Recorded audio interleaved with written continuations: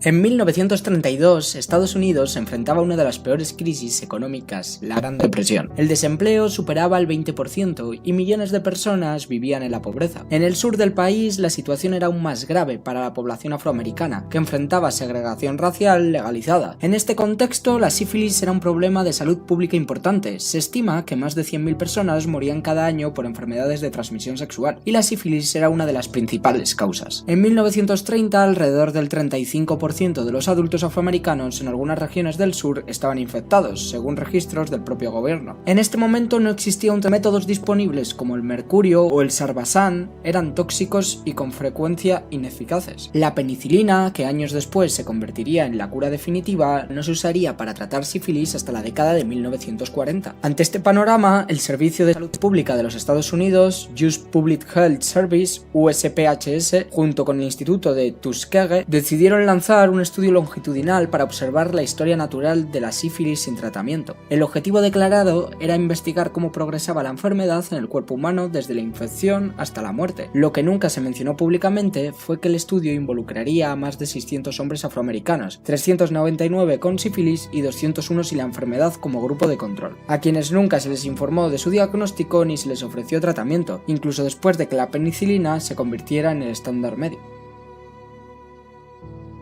El estudio de la sífilis no tratada en el hombre negro del condado de Macon fue lanzado en 1932 por el Servicio de Salud Pública de los Estados Unidos, con el apoyo logístico del Instituto de Tuskegee. Aunque el objetivo científico declarado era estudiar la historia natural de la sífilis, el diseño del experimento desde el inicio implicó ocultar información médica crítica a los participantes. Se reclutaron 600 hombres afroamericanos pobres, la mayoría trabajadores agrícolas y sin educación formal. 399 estaban infectados con sífilis y 201 estaban sanos. A todos se les dijo que estaban recibiendo tratamiento para una enfermedad vaga llamada mal de sangre, un término común entre comunidades rurales para describir varios males no específicos. Los participantes nunca firmaron un consentimiento informado real. No se les dijo que tenían sífilis ni que formaban parte de un estudio clínico. Tampoco fueron informados sobre las posibles consecuencias de no recibir tratamiento. Lo que se les ofreció fue atención médica gratuita limitada, comidas durante las visitas médicas y una suma para gastos funerarios si autorizaban una autopsia. Durante años, los investigadores aplicaron procedimientos invasivos como punciones lumbares, presentadas como tratamientos especiales, que en realidad eran parte del seguimiento de la progresión neurosifilítica. El propósito no era curarlos, sino documentar paso a paso cómo la sífilis atacaba el cuerpo, el cerebro y el sistema nervioso central. En 1947, la penicilina fue oficialmente aprobada como tratamiento efectivo contra la sífilis. A pesar de ello, los responsables del estudio decidieron no administrar el antibiótico a los sujetos infectados. Incluso se dieron instrucciones específicas para evitar que los participantes pudieran acceder a programas de salud pública donde podrían recibir la medicación gratuitamente. Un memorando del USPHS de 1951 indicaba: se recomienda firmemente que los médicos locales y hospitales del condado eviten tratar a los sujetos del estudio con penicilina, a fin de preservar la integridad científica del proyecto. Además, se promovieron prácticas activas de encubrimiento. En una carta de seguimiento de 1952 se sugiere a los médicos referirse al estudio como control médico gratuito y nunca mencionar la palabra sífilis en presencia de los participantes. A lo largo de 4 décadas, el estudio continuó sin interrupciones. En varias etapas, médicos afroamericanos fueron contratados para mejorar la confianza en la comunidad, pero tampoco se les dio acceso completo a los objetivos del proyecto. Muchos de ellos no sabían que sus pacientes estaban siendo deliberadamente privados del tratamiento curativo. Durante los años 50 y 60, varios funcionarios del sector salud expresaron dudas éticas. Sin embargo, el Centro para Control de Enfermedades CDC, que asumió el control del estudio en 1965, recomendó seguir adelante. En una reunión de 1969, el comité del CDC concluyó: el estudio es único en su tipo y sería científicamente irresponsable interrumpirlo antes de completarlo.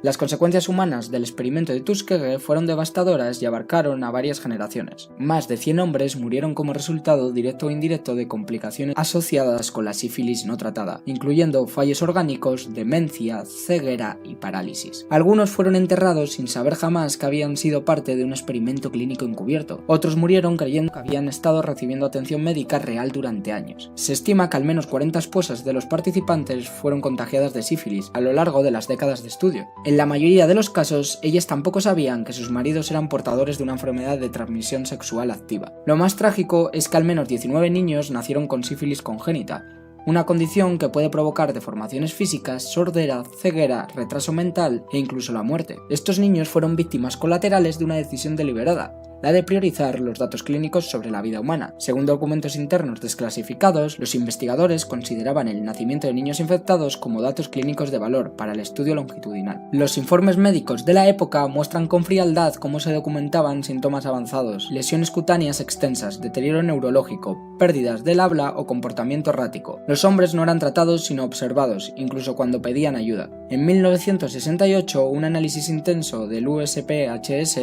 reconocía que la mayoría de los participantes que aún vivían habían desarrollado sífilis terciaria, la fase más grave de la enfermedad, con daño irreversible al sistema cardiovascular y al sistema nervioso central. En entrevistas posteriores, familiares de las víctimas expresaron dolor, rabia y confusión. Muchas viudas relataron que sus maridos iban al médico creyendo estar recibiendo ayuda, cuando en realidad estaban siendo monitoreados hasta su muerte. Nunca nos dijeron nada, pensábamos que lo estaban ayudando, pero solo lo estaban usando, dijo en 1973 Eunice Rivers, una enfermera afroamericana que trabajó en el estudio sin conocer todos los detalles del mismo. Estas consecuencias no solo afectaron a las víctimas directas, el impacto generacional del experimento provocó una profunda desconfianza hacia el sistema médico por parte de comunidades afroamericanas en todo el país, una desconfianza que persiste hasta hoy. Hasta el momento en que se descubrió el estudio, ninguno de los participantes vivos había sido compensado.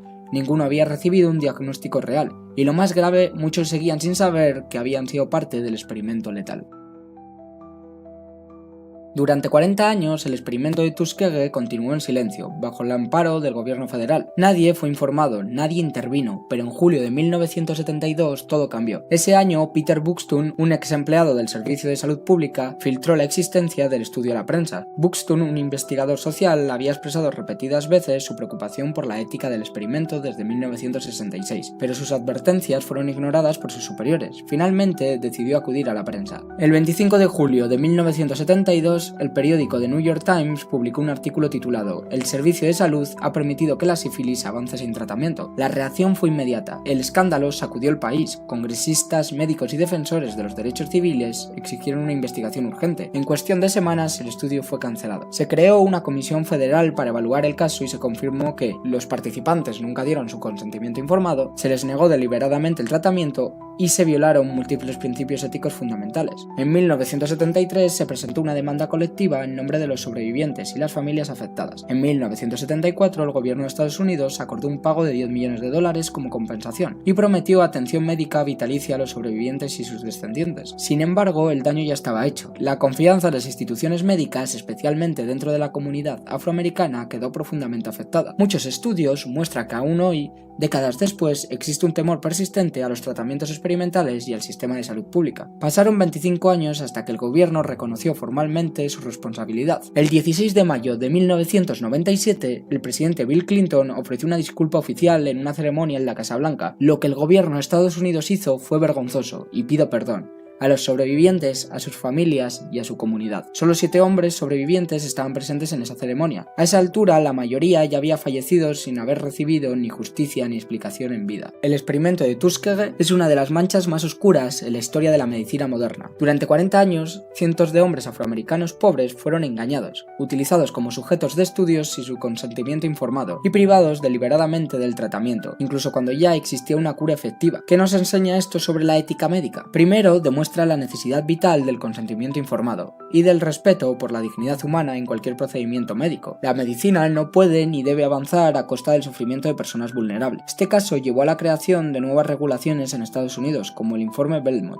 en 1979, que estableció principios fundamentales para la investigación ética, respeto por las personas, beneficencia y justicia. Pero más allá de las lecciones institucionales, el daño social fue profundo. El experimento de Tuskegee minó gravemente la confianza de la comunidad afroamericana en el sistema de salud. Incluso décadas después, estudios han demostrado que este suceso contribuyó a una menor participación de personas negras en programas médicos, vacunaciones y estudios clínicos, por miedo a ser explotados de nuevo. Investigaciones recientes del National Bureau of Economic Research indican que el escándalo tuvo un impacto negativo directo en la esperanza de vida de los hombres afroamericanos. Como ya he dicho, el presidente Bill Clinton reconoció públicamente esta tragedia en 1997. Esa disculpa oficial llegó demasiado tarde para muchos, pero al recordarlo hoy no se trata solo de mirar al pasado. Es un llamado a no repetir los mismos errores, a vigilar que la ciencia y la medicina nunca pierdan su humanidad.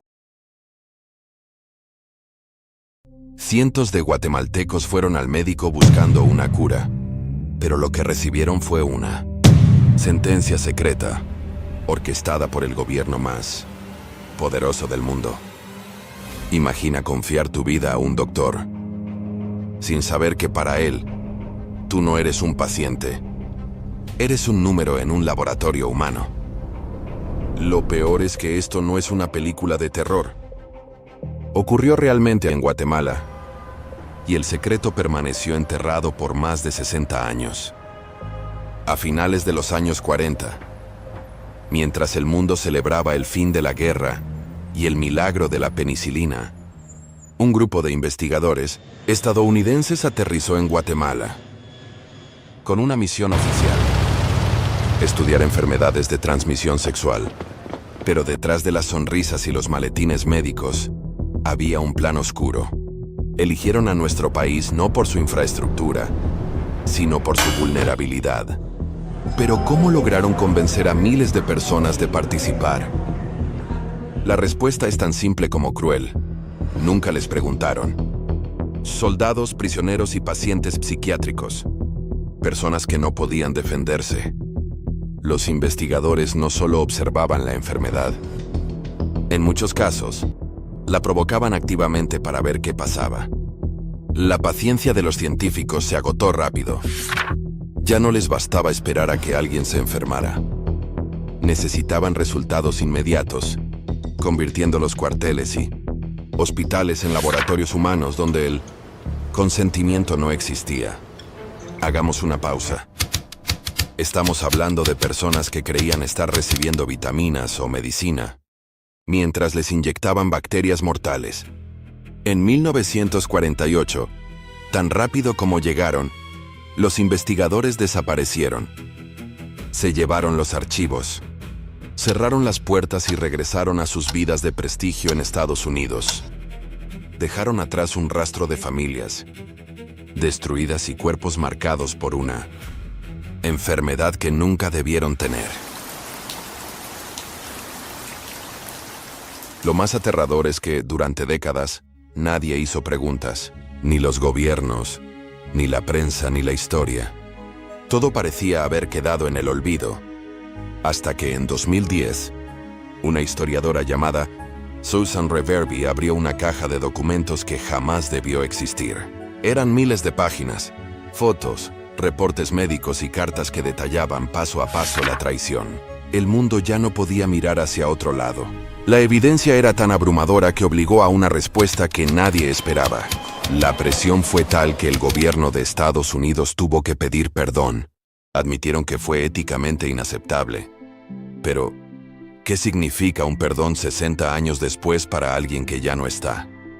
Muchos murieron sin saber por qué enfermaron. Otros vivieron con el estigma y el dolor, mientras los responsables de este experimento eran recordados como pioneros de la medicina. La historia de la sífilis en Guatemala nos enseña que el poder, cuando no tiene límites éticos, puede ser más devastador que cualquier enfermedad.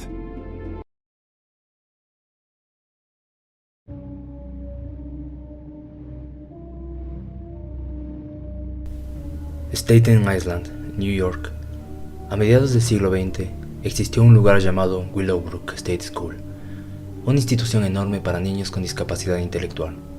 No era un hospital, era un sistema de internado masivo que terminó marcado por la sobrepoblación, el hacinamiento y condiciones sanitarias deficientes. Un escenario perfecto para brotes infecciosos repetidos. En este contexto, la hepatitis no era un evento ocasional, era casi parte de la vida cotidiana, y muchos niños se contagiaban poco después de ingresar. En esos años, además, la medicina todavía intentaba responder preguntas básicas: cómo se transmitía la enfermedad, cuánto duraba la incubación, si existían distintos tipos y si era posible prevenirla. En 1955 se iniciaron en Willowbrook estudios orientados a describir el curso natural de la hepatitis, y más adelante a distinguir distintos patrones de la enfermedad y evaluar gamma-globulina como estrategia de inmunidad pasiva. En papel, esto podía leerse como investigación clínica destinada a comprender para prevenir. Sin embargo, Willowbrook se convirtió en un caso histórico por una decisión que cruzó una línea ética. La investigación no se limitó a observar, sino que incluyó la exposición deliberada de niños recién ingresados. Se inoculó intencionalmente a menores, aproximadamente entre 3 y 11 años, con material infeccioso obtenido de casos de hepatitis de la misma institución, con el objetivo de medir con precisión incubación, contagiosidad e inmunidad bajo condiciones controladas. El núcleo del problema ético es claro. Se trataba de una población altamente vulnerable, niños institucionalizados con limitada capacidad para defender sus derechos. Además, el consentimiento de los padres era profundamente cuestionable, porque en la práctica podía convertirse en una condición para la admisión en una institución con cupos limitados, lo que compromete la libertad real de elección. Los defensores del estudio argumentaban que en ese entorno el contagio era prácticamente inevitable y que por lo tanto sería mejor que ocurriera bajo vigilancia médica. Pero ese razonamiento transforma una injusticia estructural. Vivir en un lugar donde enfermar era esperable, en una justificación para provocar enfermedad con fines científicos.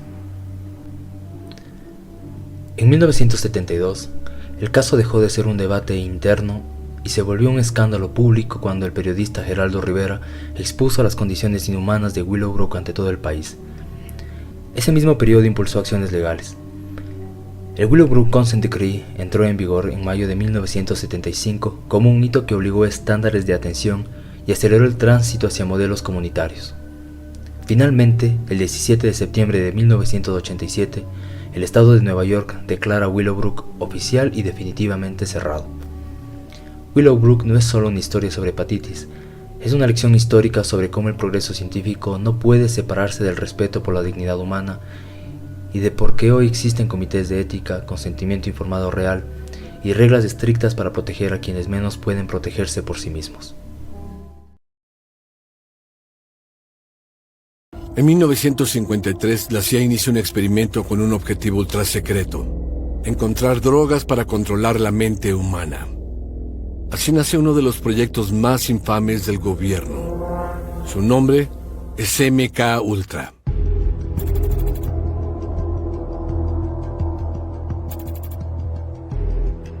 El director de la CIA, Allen Dulles, enfrenta un gran problema. Existía el temor en ese tiempo de que los prisioneros en manos de los norcoreanos estuvieran siendo sometidos a lavado de cerebro. La CIA sospecha que los comunistas podrían estar utilizando drogas psicoactivas no solo para obtener información, sino para reprogramar el cerebro de los soldados estadounidenses capturados. La CIA sospecha que una de ellas es una nueva droga llamada dietilamina de ácido lisérgico, conocida como LSD.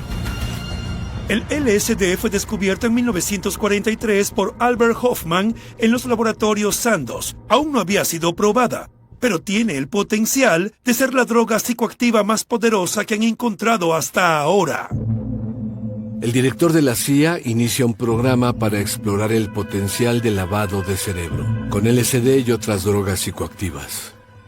Hay que entender el sentido de urgencia que dominaba a Estados Unidos a principios de los años 50. Lo que Dulles buscaba, y el por qué MK Ultra fue creada, era una especie de bala de plata, una poción mágica, capaz de derrumbar la fachada de mentiras de quien la ingiriera.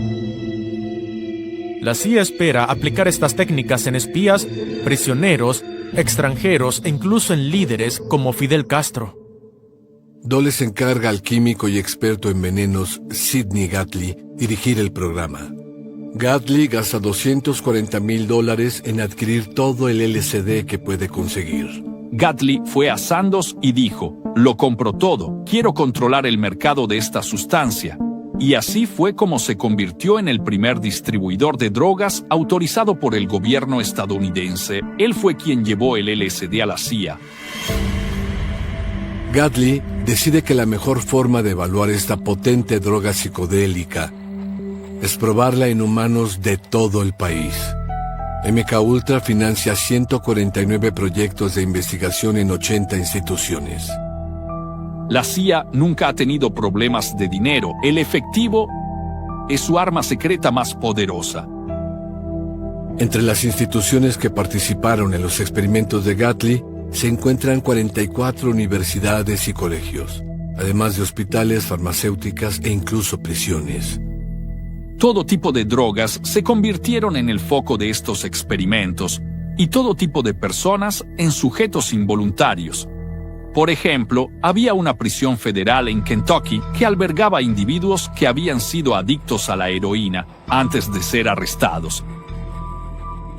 Varios de estos prisioneros fueron introducidos en el programa MK-Ultra y sin su conocimiento, se les administró LSD durante 77 días seguidos. Esto significaba estar en un estado esquizofrénico inducido por drogas.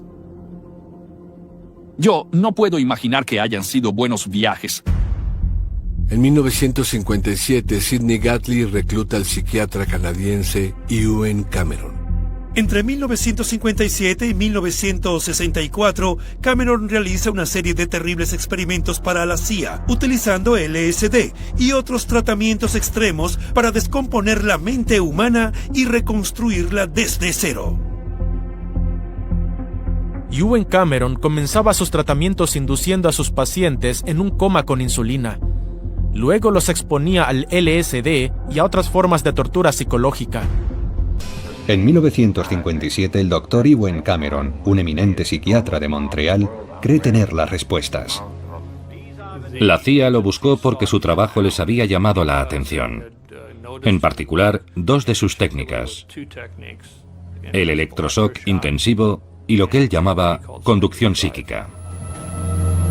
Cameron aplica sus técnicas bajo la apariencia de una terapia normal. Es difícil expresar lo espantoso y horrible que es lo que Cameron propone y lo que nuestra administración financia. Era una técnica en 3 partes que empezaba con el intento de eliminar pautas de comportamiento anteriores. Esto se lograba administrando repetidamente intensas descargas eléctricas hasta que el paciente dejaba de convulsionar. Después, Cameron hace escuchar al paciente mensajes grabados a través de unos cascos sujetos a la cabeza.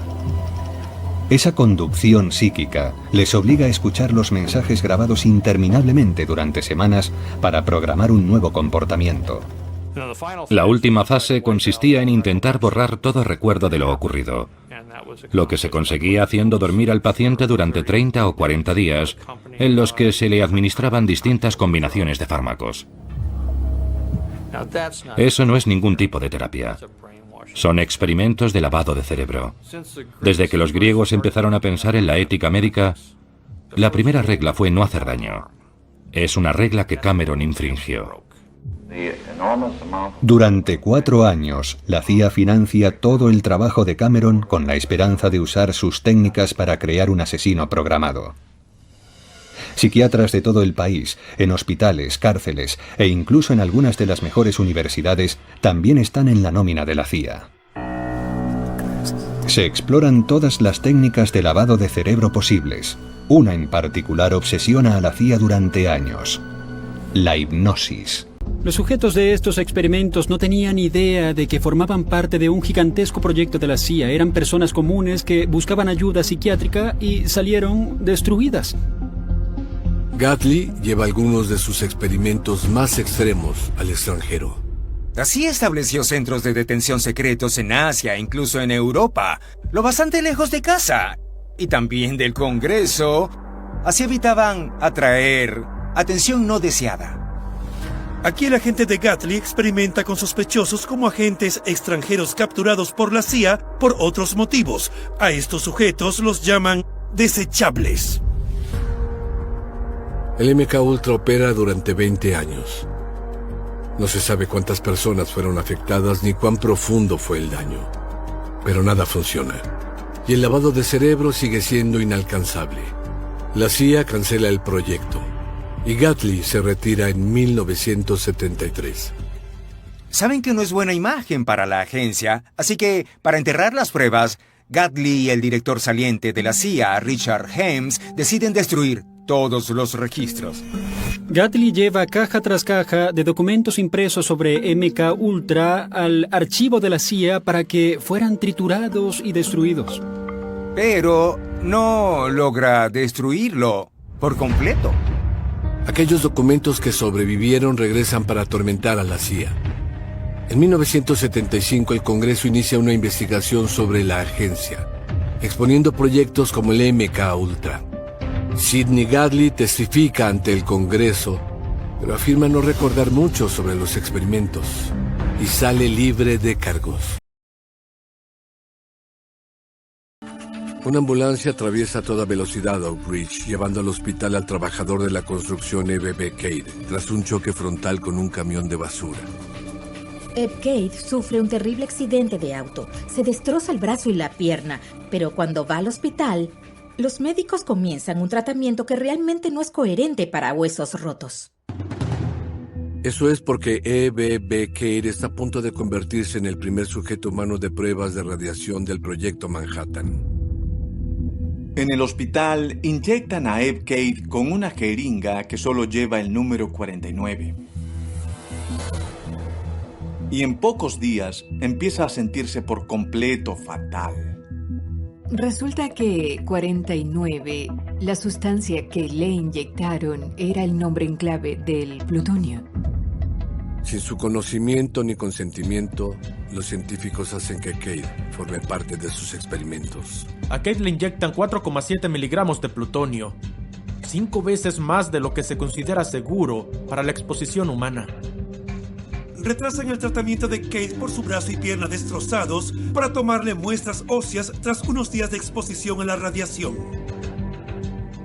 Por si fuera poco daño, los científicos le arrancaron 15 dientes al sujeto.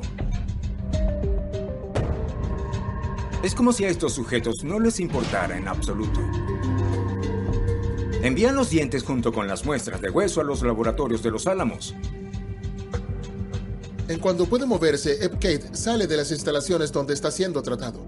Pero para entonces ya es demasiado tarde, ya ha estado expuesto al plutonio, ya ha sido irradiado. Unos años después de este incidente, se queda ciego y finalmente muere en 1953. Cade nunca supo lo que le había ocurrido. E.B.B. Cade no es la única víctima de las pruebas secretas de exposición a la radiación. Entre 1945 y 1947, los científicos del Proyecto Manhattan utilizan a otros 18 civiles desprevenidos como experimentos humanos. Les inyectaron plutonio y otros compuestos radiactivos y esperaron a ver qué pasaba. Estos experimentos permanecen en secreto durante décadas. Hasta que en 1987 un reportero novato de Albuquerque, Nuevo México, tropieza con algo extraño. Eileen Wellsam es una nueva reportera en el Albuquerque Tribune. Un día, Wellsam hojea documentos desclasificados de la base aérea de Kirtland sobre residuos radioactivos. Hay una nota a pie de página en uno de los informes que está consultando haciendo referencia a experimentos de exposición al plutonio. Y eso hace saltar las alarmas. El plutonio es uno de los elementos más peligrosos del mundo. Así que Wellsam se embarca en una profunda investigación. Durante 5 años, Wellsam sigue la pista de científicos e historiadores retirados del gobierno.